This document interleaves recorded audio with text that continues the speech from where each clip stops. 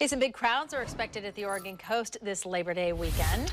That's right. In Lincoln City, visitors will be able to revisit what was once a very popular family destination. So Joe's here now to tell us all about the story of Pixieland. Joe, I've been here going on 22 years. Yes. I've never even heard of this. That is a very common refrain I've been hearing, Shauna. So if you don't know, and many people don't, Pixieland was once a very popular but short-lived amusement park that was in operation just from 1969 until 1975. And it's the subject of a new documentary called The Forgotten Story of Pixieland. So it was built by the owner of what was a popular seafood restaurant in what is now Lincoln City. That restaurant was called the Pixie Kitchen.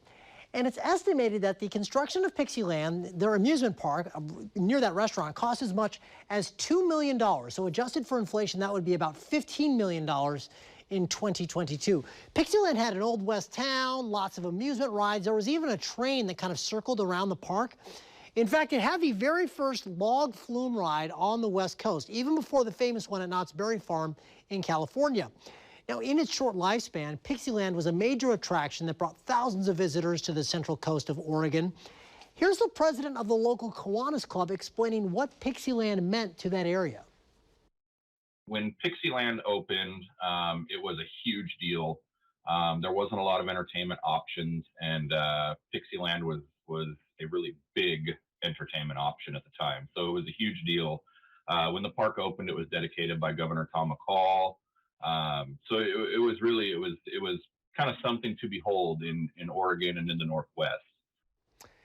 As we mentioned, though, Pixieland only lasted 6 years. The park did not turn a profit, and then it shut down in 1975. But you can see that's what the old town there looked like. Still, it's remembered fondly by many in Lincoln City, which even hosts a summer event still called Pixie Days, which is a fundraiser for the local area. And this weekend, you can see that new documentary for free. There's going to be The Forgotten Story of Pixieland shown at the Bijou Theater in Lincoln City Friday night and Sunday afternoon. Again, no charge for admission. And in addition to the movie, you'll also see some Pixieland artifacts and memorabilia that they've kept throughout the years. And incidentally, if you're not going to head out to the coast, the documentary can also be seen on YouTube, where it already has more than 400,000 views. And yes, talking with people in the newsroom, many people have been here 30. In my case, I mean, we came here in 1980. I had never heard of Pixieland, but it was this very kind of bright spot, but for a short period of time there on the coast.